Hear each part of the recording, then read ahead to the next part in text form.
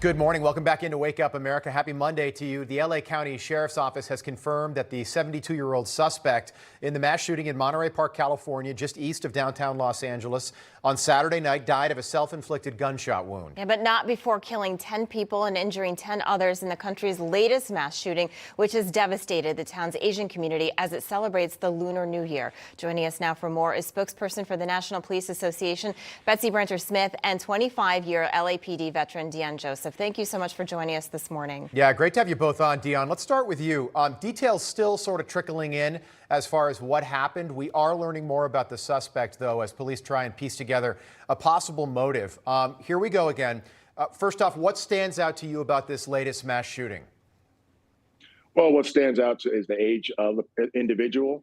It's really difficult. First, my thoughts and prayers to the 10 victims whose family and to their families.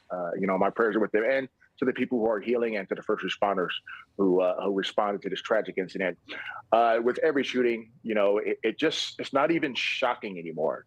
It's more depressing. But we're at the point now where it's not even shocking. We can all go on and on and on about gun control, and it's a debate that probably never going to end in my lifetime. But I just feel like at some point the focus should be equally shifted to, the socially contagious nature of these things, and how more and more people are being influenced to get their message out or express their pain or whatever they're going through a shocking act, and get attention in that horrific manner.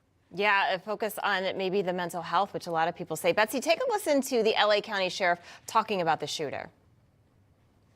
The suspect went to the Alhambra location after he conducted the shooting, and he was disarmed by two community members who I consider to be heroes because they saved lives. This could have been much worse.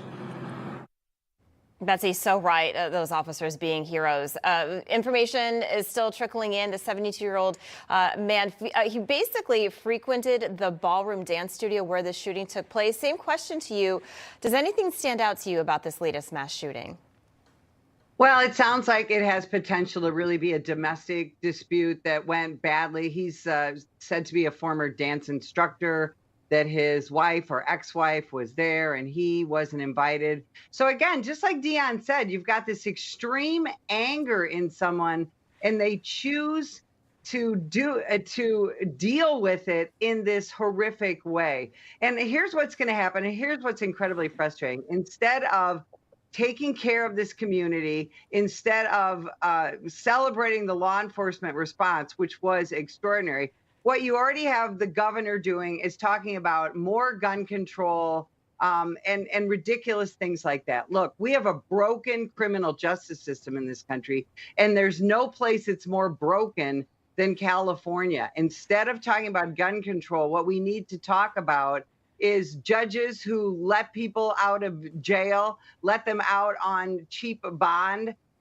when they should be in jail awaiting trial. We have prosecutors who won't prosecute. You can have all the gun laws in the world, but you're not going to stop evil acts like this. What we have got to do is look at our broken criminal justice system.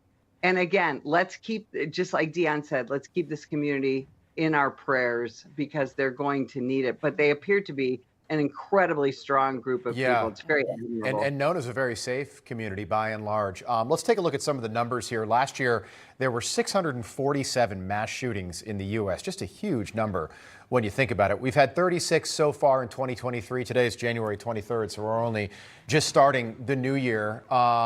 Mass shootings, by the way, defined as a shooting involving 4 or more victims.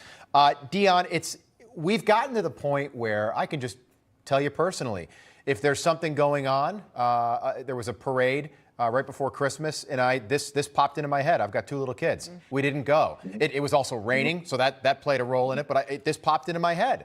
Does it seem like we're going in the wrong direction as a country right now? Well, on every level, and I agree 100% with Betsy. We have a legal system that's completely been disintegrated. All the teeth have been taken out of the laws, which has emboldened criminals, whether they're on the spectrum of mental illness or whether they just got a long rap sheet and they realize that the system doesn't care anymore and we can do whatever we want. But we can't live in fear we oftentimes have to just be prepared. And you hate to say that, be prepared for the worst, even at events like a Christmas parade or a holiday parade or a Lunar New Year. But one of the things you should do, just for safety's sake, is have the volunteers and coordinator engage in run, hide, fight training before the event, and also hire individuals, not just security and police, but individuals who are putting on these events to be hyper vigilant and educate the public about the same thing should anything happen. I don't want everybody constantly looking over their shoulder in a paranoid fashion, but we have to be real in the era we live in. We're in a very emotionally charged era. People are responding due to their politics, due to their mental illness, due to their grief, due to their pain.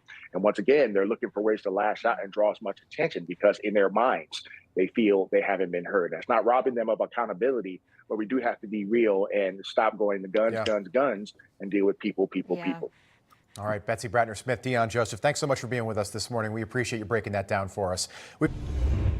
Hey guys, it's Rob Carson.